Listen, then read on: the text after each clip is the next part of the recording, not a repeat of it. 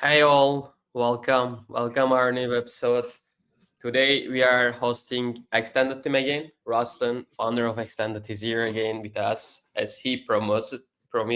After migration, he mentioned we will have another episode, and we asked him, and he never made it twice and just joined to our new episode. Welcome, Ruslan. How are you doing?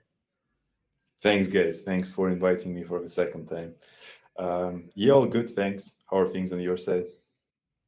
We are good too. Thank you. And obviously, I have Bedri nearby.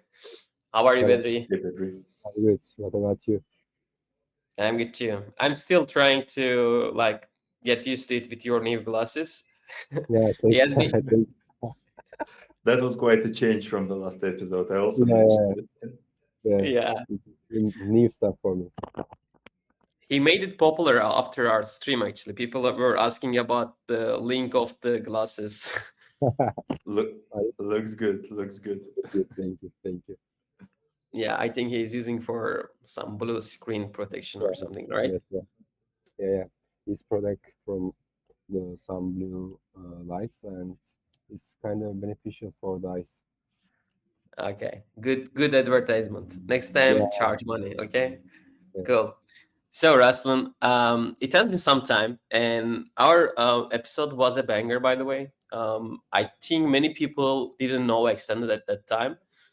Quite recently, you have been popping up on every timeline. I have been checking from different Good to hear. accounts.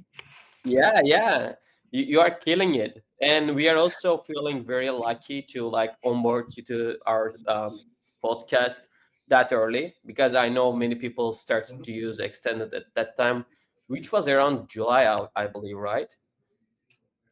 Yeah, I Yeah, think we chatted midsummer. Yes. yeah. End of the July, Sorry. end of the July. We recording the end of the July, and we published the beginning of the August, I think.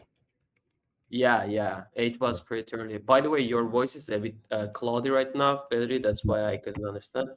Okay. Yeah. Let- Yeah, I think I feel we're lucky. I believe our listeners are also were lucky because at that time nobody was talking about perps, but almost nobody was talking about extended either.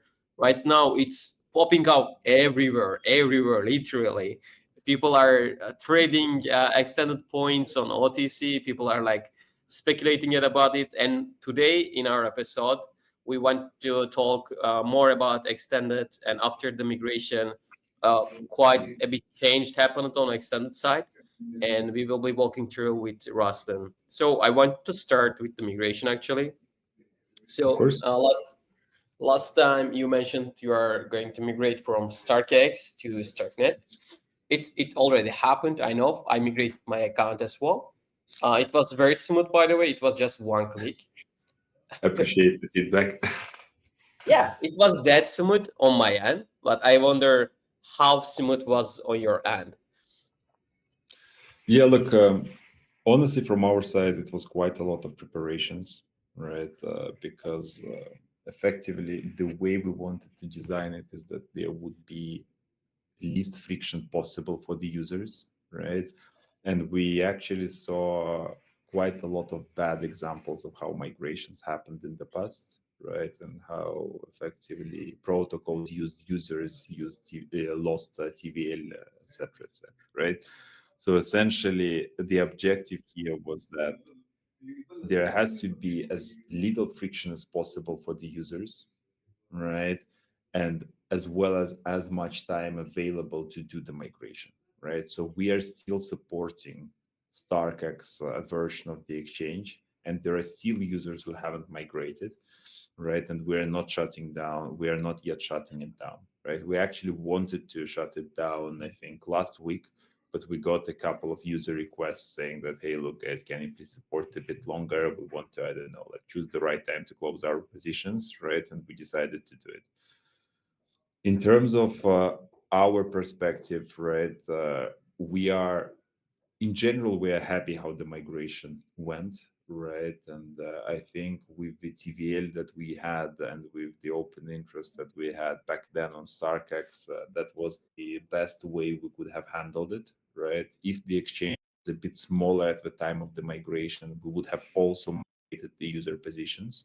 That was the original plan, right? But it was just practically required too much capital to do it, and hence basically we did it in the way that users had to close the position, but they still could migrate without leaving the exchange, as well as they never saw two versions of the exchange at the same time, right? Meaning that once you finished before the migration, you only saw the StarkX version. Once you Mhm. press the button, right, we effectively replaced the endpoints for the new exchange, and the users saw the new exchange right away. Got it. I wonder. I'm trying to like read the chart right now.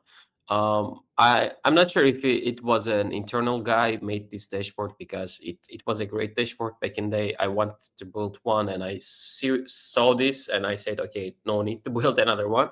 It is very comprehensive. So this is showing. You can see my screen, right? Yes, yes. Okay, this is showing total TVL on extended, and as you can see, we were taking our like podcast somewhere here, and then early August, I think migration started, right?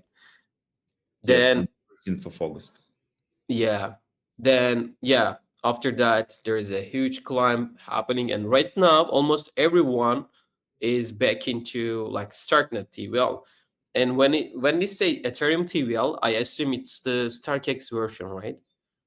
Ah, yes, yes, correct. Okay. Then there's still $1 million, almost $1 million sitting on StarkX version. That's a good decision to not shut it down yet, obviously. But I just want to like clarify for the users, even if you shut it down, people will be able to migrate it, right?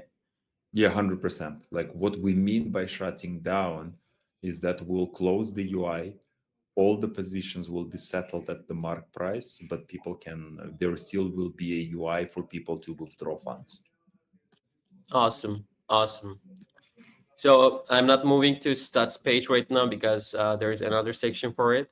So I want to move on with another question. Why Starknet? So I think we have discussed this before with you in the internal like first episode, but I want you to give it another chance for you, because you have been trying to explain this over and over again. I recently also saw your this tweet, and I want to like give you the microphone about this, like how you are explaining recently. How is the like vibe between your users and traders about this Starknet migration? Of course. Look, I think there are a couple of questions there, right? Like one is why Starknet, and second, how do people feel about it, right? So on the first question, essentially the way we always thought about the product is that we don't want to control the settlement layer, right? Meaning that we want the trades to be settled, the trades, all the user transactions, effectively everything that affects the user balances, we want it to be settled on an independent chain, and we don't want to be able to have any control over the settlement layer, right? And that was the decision from day one, right? Now, given that we have the requirement, right, not to control the settlement layer, we have to find uh, essentially a public chain that is able to settle all the throughput that we require, right? And like, I don't remember exact numbers. I think we're settling somewhere in between 500,000 transactions to a million a day, right? Maybe a bit less, but I will need to check on that. But in any case, it's hundreds of thousands of transactions, right? And we're settling out them with all the validations of the trading logic, right? We just don't know any other chain within Ethereum ecosystem that would be able to process the required amount of transactions, right, with an acceptable cost and with an acceptable within acceptable time, essentially, right? Okay. That's the answer to the. That's the part of the answer to the first. The other thing is, as you probably know, right, Starknet is the first ZK chain that has decentralized its sequencer, right? And with Oh yeah. these achievements, right?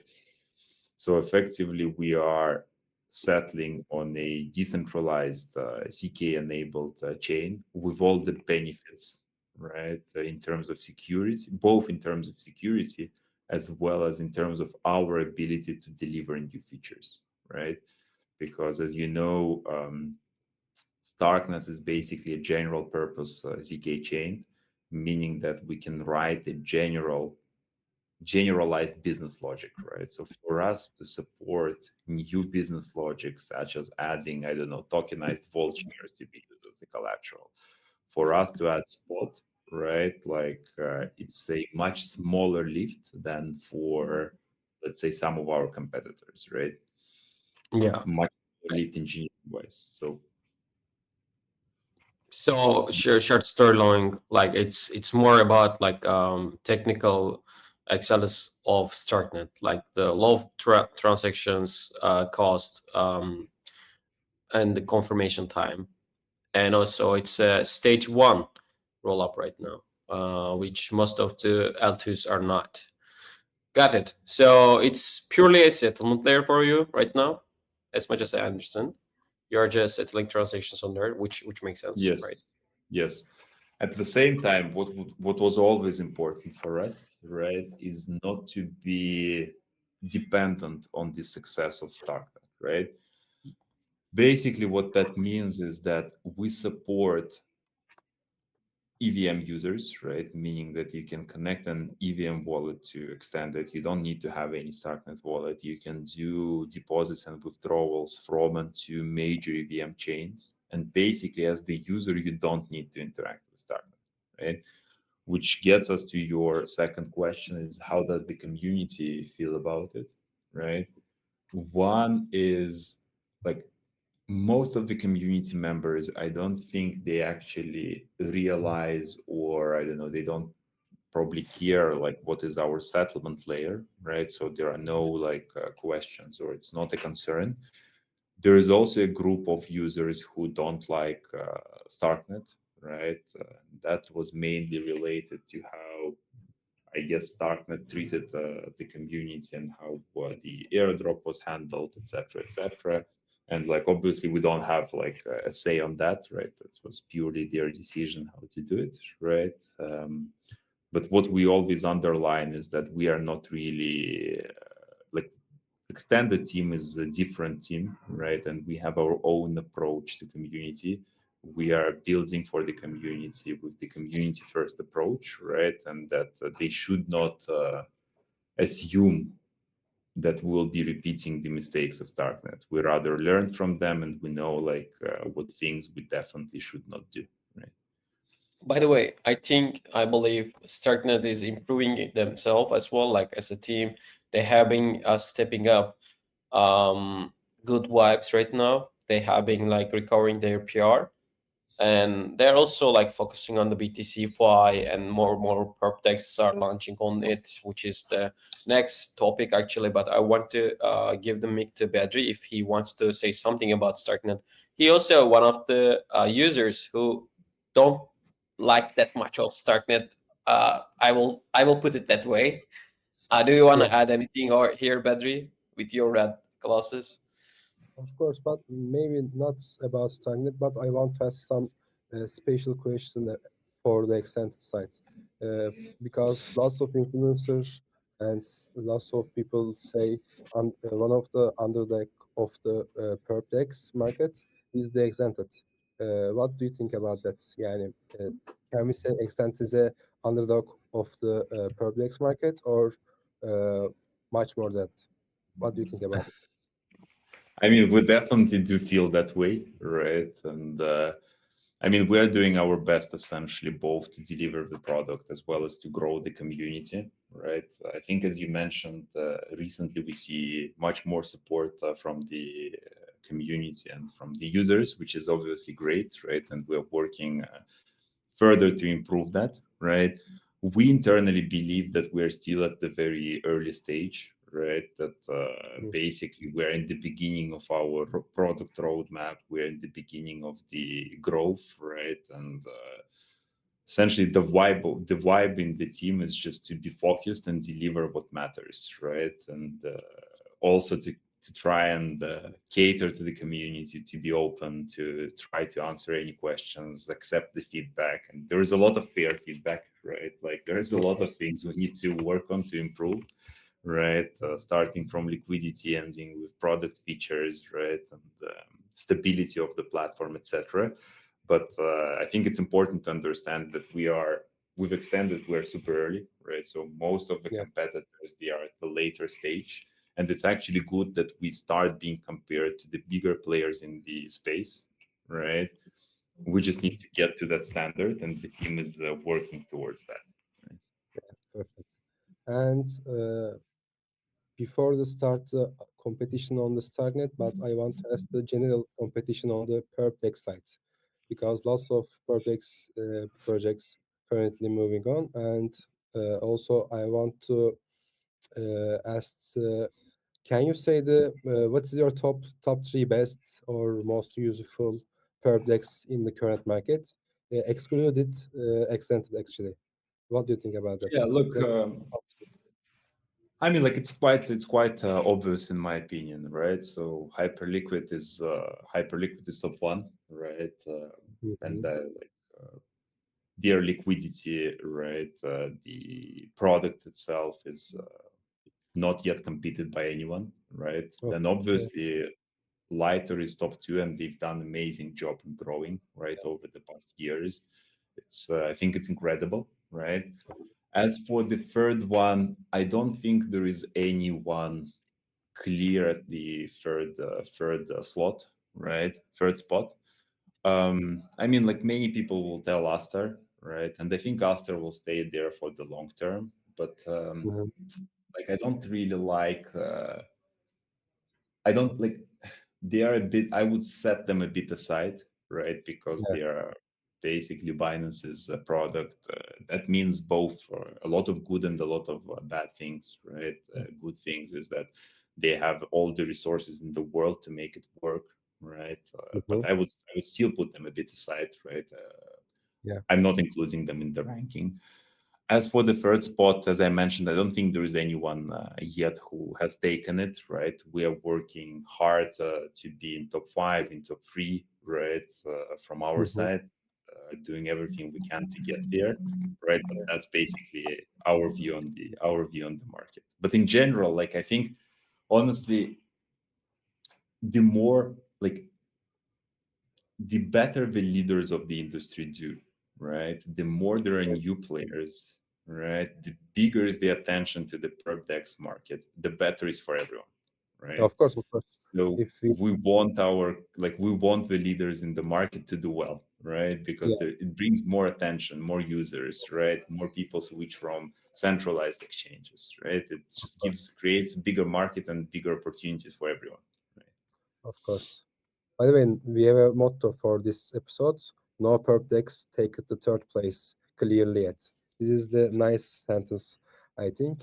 So these are my questions, and also I have lots of questions for the points and some alpha sites. You can continue, Taro. Awesome, awesome. So I want to continue with the competition on Starknet side. As like we talked before, like Starknet is like improving their communication and they are trying to grow on the BTC-Fi side. And not surprisingly, they have three dexes in top 10 volume of perp dex. It's like obviously it's not that surprising, but it's still surprising because Starknet is like built StarkX, which has been used by many protocols, but right now they have been fading out. Right now, I saw that Sorare is also moving to Solana recently. I think there are some things happening on StarkX side. I don't know, but this is pretty good. Like I want to discuss this a bit. Like Odin mentioned this one. By the way, I want to put it this way. Right now, as you can see, like Ajax, DEX and Extended using Starknet. They are in top 10, and Extended is 8, but it really doesn't deserve this place in my opinion. It's much better product than all 5 of them. Like I could put it on the third place, to be honest, Thank you. at this stage. Yeah, at this stage. And I think this is showing something like how early those listeners are right now. This is my opinion. Anyway, I want to discuss a bit about this, like how Starknet is growing in terms of perp volume overall, and how many like perp dexes are using Starknet's infra, and what is the reason behind that you also choose to use Starknet.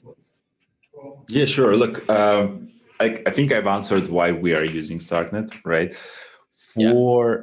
For like the competition specifically on Starknet, like I don't think there is a chain specific competition, right? Like all the Mhm. perp dexes are just competing with each other. They are trying to do their best, competing, like growing the market, right, as well as growing their position on this specific market, right? At the same time, right, I think what's important to understand is all of the free perp dexes on essentially Ajax, Paradex, and us, we do use Starkware enabled technology, right? But Extended is the only chain, is the only perp dex among those which is settling directly on Starknet, right? Because Ajax is using StarkX, right, which is basically the product we've migrated from, and Paradex basically run their own Starknet enabled L2, right? But they are not settling directly on Starknet, right? That's one Is thing. it a Starknet fork then? Yes, like I don't know whether they have it. I assume they have some custom logic there, right? But I Oh, guess okay. it's better to ask Paradex people about that, right? Yeah, So I it's don't fine. want to I don't want to share what I don't really know, right? Now, between like Ajax, honestly, I don't have much to say. Like I've never met the team, right? And we don't really see a lot of our users using Ajax, right? So I guess they are focusing on a bit different market with a slightly different go-to-market, etc. As for Paradex, we've actually met with them in Singapore, right? I really enjoyed our conversation, right? And I do like their team a lot. They're really nice guys, right? Yeah, like they are experimenting, trying new things, right? So can only tell positive things about them. Got it. Great. By the way, I also think Apex is using StarkX. At least I think I they've knew. migrated from it. I think they've Oh, migrated from okay. it. But Apex to Okay. me is similar to Ajax. Like we don't really hear a lot about them, right? Like our Yeah. users don't intersect a lot, so like hard to comment on those two. Okay. Okay. Oh, thank you. Thank you so much. Yeah. Yeah. Actually, first section of the our podcast was more about why Starknet and how you planning your future plans about Starknet, and I think it went pretty well. Right now, we have like a 5-second video for our supporters, and we will be coming back.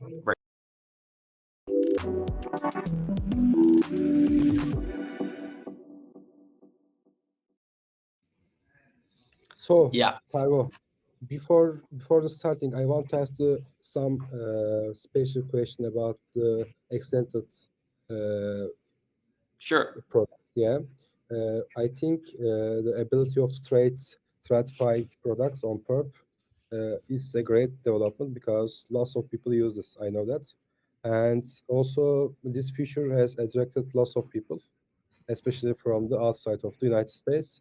So I want to ask to you: do you have any plans to bring in the certain company stocks, Tesla or Nvidia like that in the future? Yeah, look, What we are this is something, this is one of the topics we're continuously thinking about, right? Look, from the exchange standpoint, it's super simple to support it, right? We Yeah, just need the mark and the Oracle price effectively, yeah, right? And we are ready to launch it any day, right?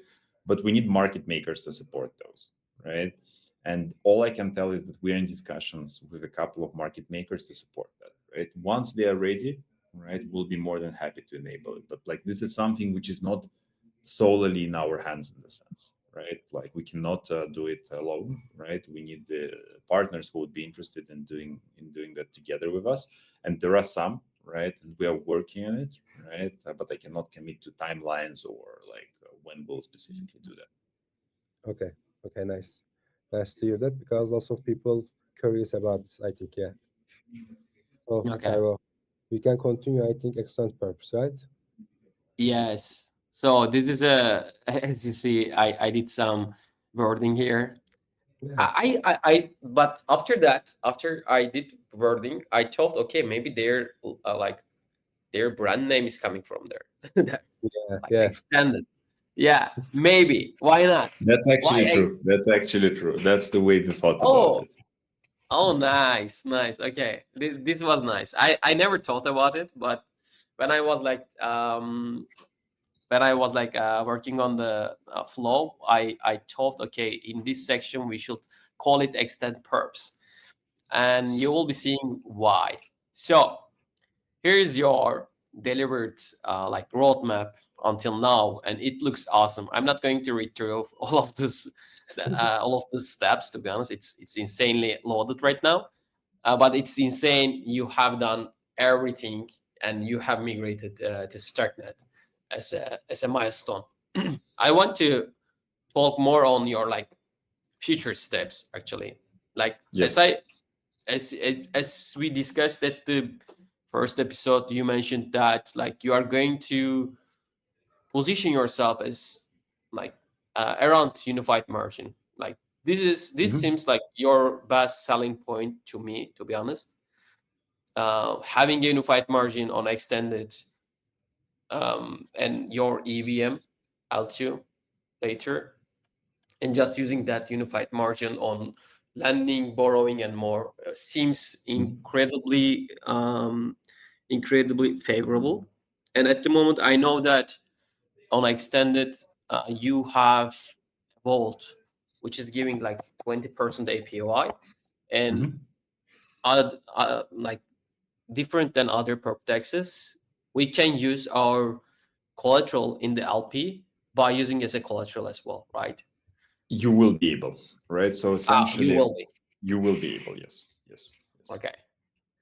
But basically, in terms of, I think I understand the question, right? That is indeed true that effectively what we're building towards is just to allow people to use their margin more efficiently, right? And we are building that in multiple steps, right? So the step number one is on which the team is currently working is to tokenize the vault shares, right? Basically, what that means is that users will be able to deposit funds into the exchange, into the vault, and then they will be able to use those funds as the collateral on the exchange, right? That will be the first non-stable coin asset that will support as the collateral besides USDC. Once this is done, we'll essentially expand the universe of non-stable coin assets, right, to support, I don't know, WBTC, LBTC, RAP stake TIF, USD, and other assets as the collateral on the exchange, right? Internally, we are aiming to deliver tokenization of vault shares in October, right, and to support the cross-asset collateral margin in November, December, right? So by the end of the year, that part of the work should be done. Then in Q1, we'll focus on bringing spot, right? Once we have spot enabled, essentially we will have unified margin across perps, uh, spot, and an integrated lending market. What I mean by an integrated lending market is that imagine you are the user who deposited WBTC, right? In case you have negative unrealized PNL, you're actually borrowing USDC from the system and you are paying interest to all the USDC depositors, right? Once this is done, effectively the exchange will have that unified margin, and we are going to essentially focus right on one expanding the scope of the unified margin, right? So theoretically, right, like we could go into prediction markets, options, etc., etc. Right? This is yet to be prioritized and decide on what we specifically do. The second thing, which is, I guess, even more important, is that effectively we'll focus on two things, right? One is decentralizing our operator, right? And then the second thing is effectively building an EVM compatible network on top of the exchange, right? Yeah.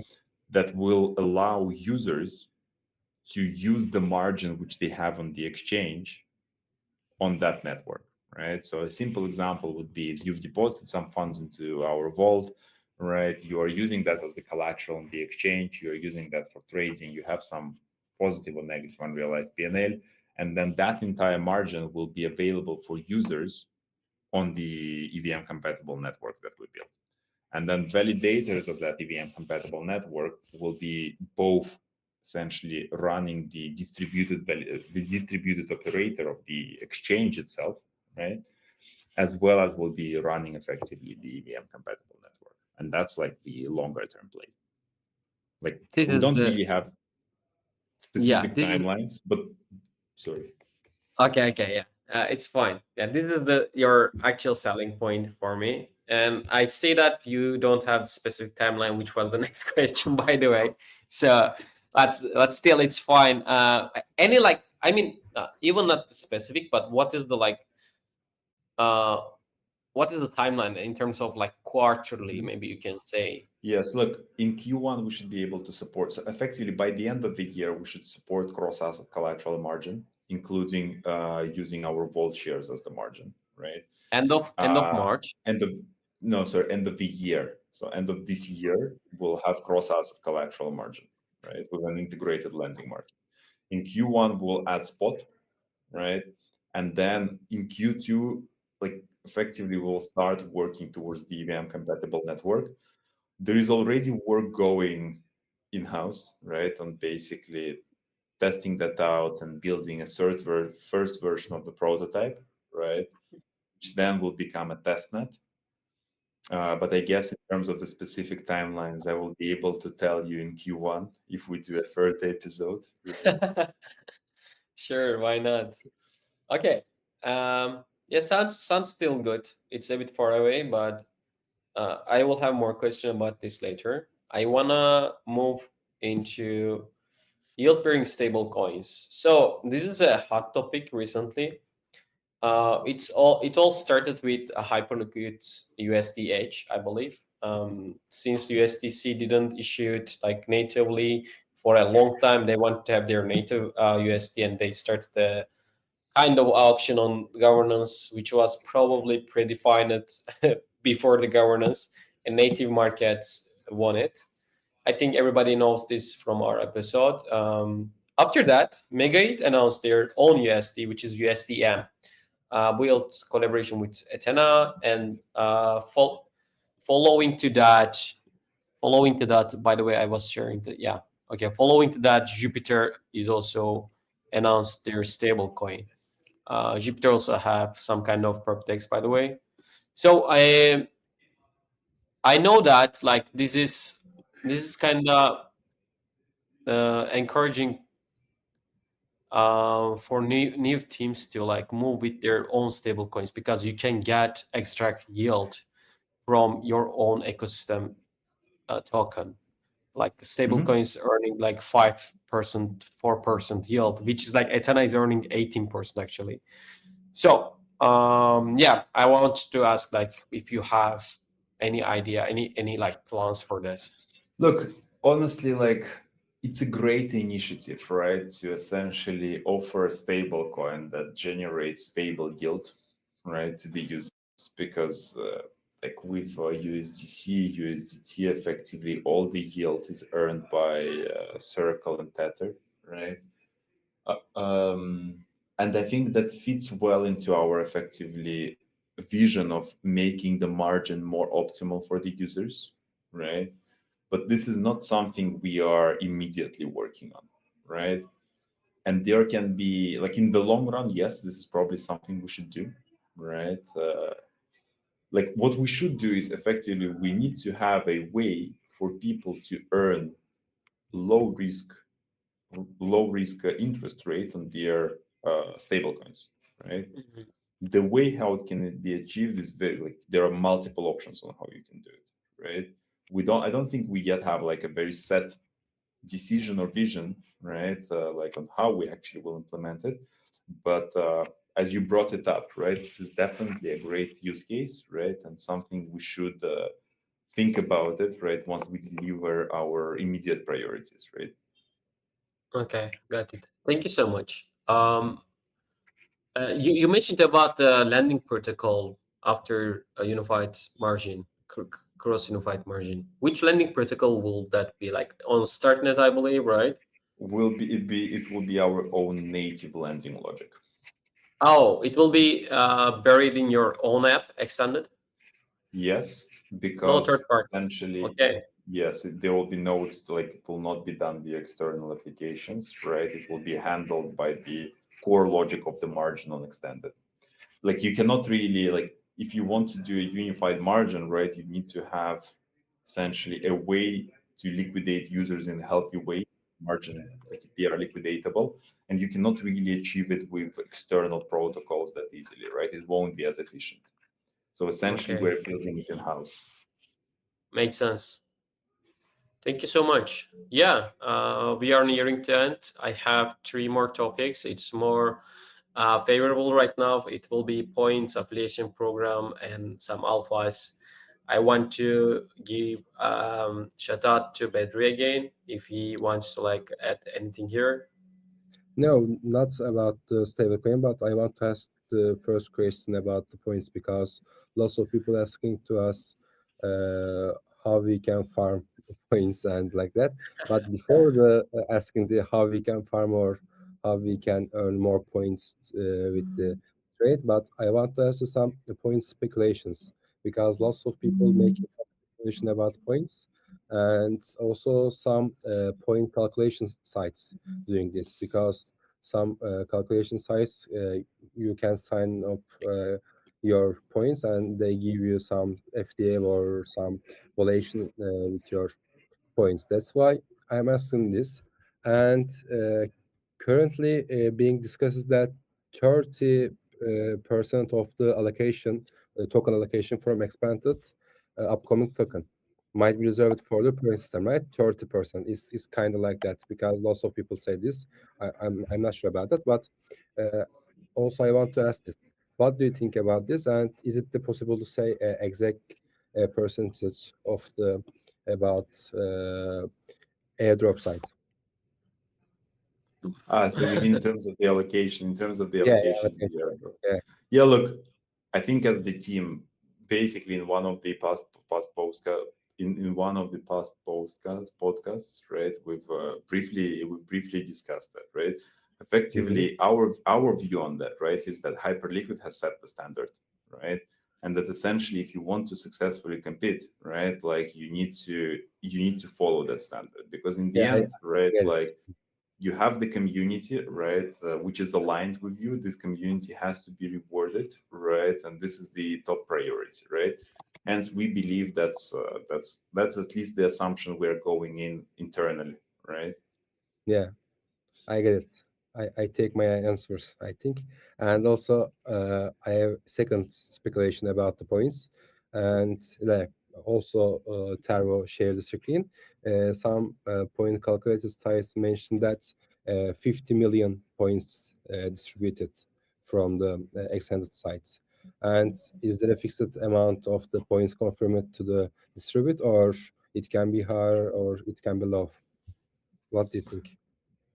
Look, I think by now we have distributed 25 something, Yeah. right. Essentially, like I think we've also made it public that we are planning the TGE for H1 next year, right? And basically, I think it's relatively easy to do the calculations, right?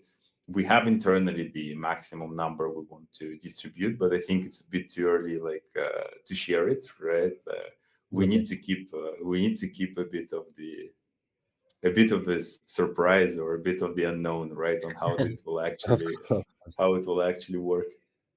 of course, of course. Also, we can make some speculation after these explanation. I think. What do you think, Taro? Yeah. I think Hyperliquid set the standards was an extremely Yeah, good quote. I will yeah. definitely be using. We can use this sentence. So Yeah. we can start the season 1 points, right, Tyro? Yeah, season one points like launched back in April 29, and you distribute some more before it, I believe. And when I see season one, I assume there will be more seasons.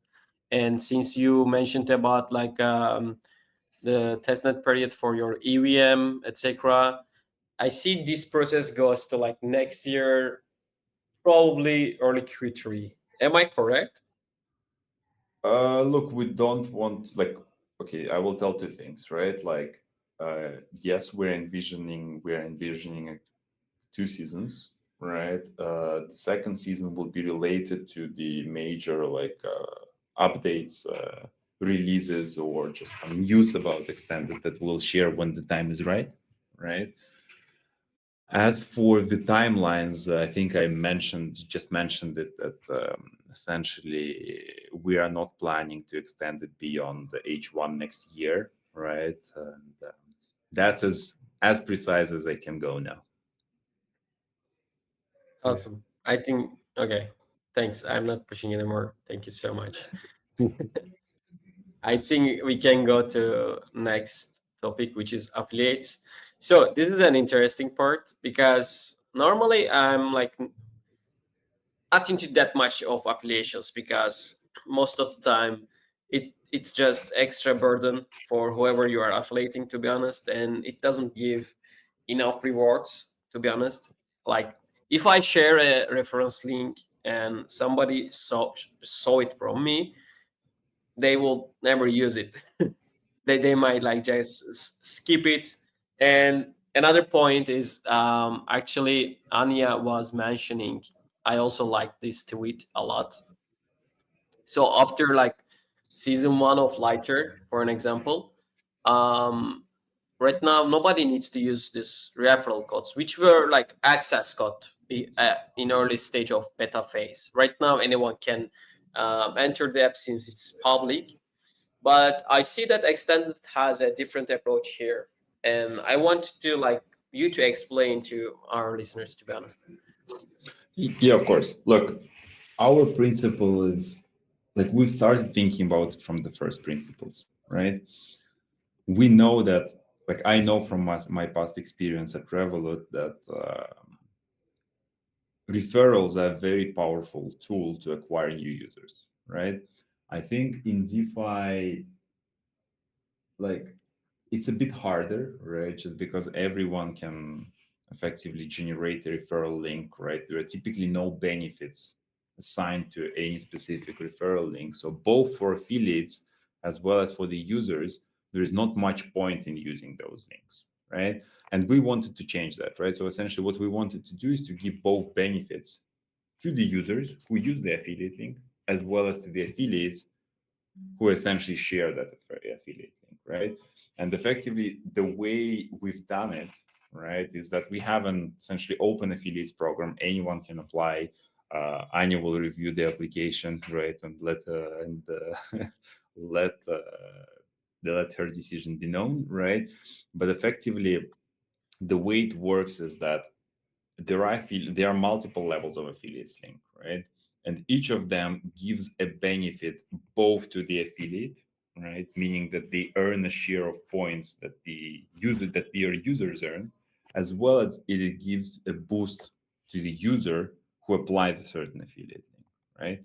And we believe that mechanics works well because on the one hand side, right, for the users, now it's beneficial to use the affiliate links, right? And for the affiliates, it's beneficial to share those affiliate links, right? So we see it as a win-win, win-win for both of the parties. Yeah, make total sense. Because like I said, after like beta, like closed beta, it doesn't make sense for people to just go with someone else affiliate link, referral link. I think this is good. By the way, I am also affiliate with Extended after our first initial conversation, like after our first podcast in July. I got the Hmm. code. I haven't pushed that too much, to be honest. But after these conversations, I'm thinking I will be pushing. It has to be organic in the end. You only Yeah. Yeah, share you only share it when you feel it. yeah. I have. I haven't shared yet, but I will. I will hopefully. So this is Uh, our lot. Yeah, go for it. before the passing alpha, I want to ask some question about the OTC site, OTC point sale, because lots of people Yeah. talk about the OTC site, and also lots of traders curious about how points can tradable like that. And also, I want to ask, is there any touch from the team side to these sales, or it's all coming from organic? What do you think about it? What do you say? Look, the team is not linked to any OTC desks, right? The team Yeah. is not pushing any OTC deals, right? Like from our standpoint, like essentially the way we see it, right, is that if someone wants to create an OTC market, right, obviously there is nothing we can do about it, right? We cannot stop them. Like there is nothing we can do, right? But for the users, right, who want to use those OTC markets, right, they just need to do their own research on how trusted can be the party, right, and whether it's safe, secure, right, and they also should note that we as the team, right, we don't have any affiliations with any of them, right. We do know some very reputable OTC desks, right? We do know who runs them. Some people can be trusted, right? Like some OTC desks we don't know, right? But from our side, effectively, we leave it fully for the user's discretion, right? And the team is neither taking part in those OTC desks, right? Neither is defining the valuation, right? Okay, perfect answer. Because, like I said, lots of people are curious about it. That's why I'm asking this. And also, I want to ask second question about the points, but it can be also alpha side. I want to ask the farming points because lots of people ask to us how we can farm the best effective way or best what is the best way to earn more points right now. What do you think about this? What do you want to say about that? Yes, look, from our standpoint, right, we are trying to reward the organic usage, right? And the organic usage can be different, right? Like because everyone has their own use case, right? Some people just trade, others provide liquidity, right? Others market provide liquidity to the vault, others market make, right? But what's important for us is in the end, our ambition is to build a long-term sustainable community, right? Therefore, what we are trying to do from our side is to reward sustainable usage of the platform like as best as we can, right? And Mm-hmm. the other important thing, right, is that it's important, I think, to understand it's not that the points formula is set in stone, right? We as the team continuously revise it, right? We as the team continuously try to find better parameters to adjust something to make it work better, right? So effectively, like it's a living process, right, which we're going through every week, right? Yeah, perfect. We can make some short video from this site, I think. Yeah, Yeah. yeah. Cool. Yeah, I think overall it was this. I think we have covered almost all the topics. I have no further question actually. I just want to have a chit chat if you have time because I know you're pretty busy. And thank you again, by the way, taking another shot with us, taking another episode with us. Yeah, I Thank want to you, thank guys. you. Thanks for having me, right? Like you always have great questions, right? Yeah. Also, I am very happy to talk with you, Ruslan, because after our first episode, lots of people start to use Extended, and lots of people asking some question about Extended. Is like I said, how we can farm, how we can use like that, and this episode very beneficial for us and for the new users actually. Yeah, Thank you a lot. I think we have been like referring extended on like many podcasts right now. The last stream was also we are featured extended as an underdog. That's why we had the question because I Yeah. believe it's the underdog right now. I'm pretty sure. Like, okay, finally, I want to like show one more stats. Let me share. Okay, this is very interesting to me. So, look at this. Where is okay? Yeah, like we this. can see that. Yeah, this guy is a great builder. I like him. I like his dashboards. This is so weird. Extended is like everybody is trying to like always like move forward, but extended recently have an enormous attack. Like, look at this, and even though the TVL is still so low, the user amount is still so low, but I know it has a great tech. I think people are having some like have some question about Starknet. But whenever that is settled on users' perspective, I think extended will take off. We may see similar like takeoff with lighter in terms of like the product market fit. This is my opinion, to be honest, because when you check this other perpetual dexes, these guys put them together here because he thinks like they are the best one, right? I can literally say Aster is just a BNB's CZ's play, to be honest. Pacifica has no edge for me. Paradex has no edge for me. They are just like showcasing their backers, which is good. Good to have good backers, I know. And we never talked about extended backers, by the way. We can mention about that too. But from the technical perspective, extended is really an underdog, and I will be saying this more and more, to be honest. Yeah. Thanks a lot. Appreciate the feedback and hope we will live up to the standards you guys set. Okay, cool. Who are your backers, by the way? Yeah, so look, we just had one seed round and we've got investments from Semantic Ventures, Tioga Capital, and Prelude and Cyber Fund, Okay. right? As well as we have like Revolut executives on the cap table. We have a couple of other angels who we believe are beneficial for the product. So yes, that's where we stand. Okay. Perfect. Thank you so much. Thank you so much for Yeah. the episode. Yeah. Thank you for our time, Ruslan. Thank you. Maybe we can talk about after the Christmas or like that third episode. 100%. We'd be happy to. Yeah, nice. Nice to hear that. I want to So, end with this.